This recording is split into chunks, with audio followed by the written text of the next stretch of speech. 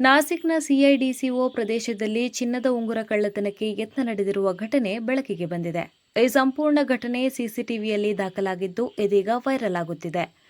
ಮಾಹಿತಿಯ ಪ್ರಕಾರ ಒಬ್ಬ ಮಹಿಳೆ ಗ್ರಾಹಕೆಯಂತೆ ನಟಿಸಿ ಜ್ಯುವೆಲರಿ ಅಂಗಡಿಗೆ ಪ್ರವೇಶಿಸಿದ್ದಾಳೆ. ಅವಳು ವಿವಿಧ ಚಿನ್ನದ ಉಂಗುರಗಳನ್ನು ನೋಡಲು ಸಿಬ್ಬಂದಿಯನ್ನ ಕೇಳಿದ್ದಾಳೆ.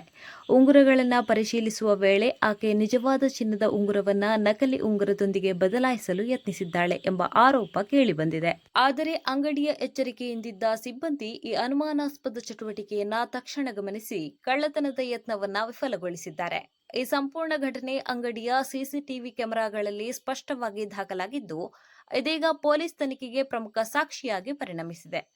ಅಂಗಡಿ ಮಾಲೀಕರಿಂದ ನೀಡಲಾದ ದೂರಿನ ಆಧಾರದ ಮೇಲೆ ಪೊಲೀಸರು ಪ್ರಕರಣ ದಾಖಲಿಸಿಕೊಂಡು ತನಿಖೆಯನ್ನು ಪ್ರಾರಂಭಿಸಿದ್ದಾರೆ. ಇದೀಗ ಆ ಮಹಿಳೆಯ ಗುರುತು ಪತ್ತೆ ಹಚ್ಚುವ ಕಾರ್ಯ ನಡೆಯುತ್ತಿದ್ದು, ಇಂತಹ ಇತರ ಪ್ರಕರಣಗಳಲ್ಲಿ ಅವಳ ಭಾಗವಿರುವ ಸಾಧ್ಯತೆಯನ್ನು ಪರಿಶೀಲಿಸಲಾಗುತ್ತಿದೆ. ಇನ್ನಷ್ಟು ಅಪ್ಡೇಟ್ಗಳಿಗಾಗಿ ನಮ್ಮ ಚಾನೆಲ್ ಅನ್ನು ಸಬ್ಸ್ಕ್ರೈಬ್ ಮಾಡಿ.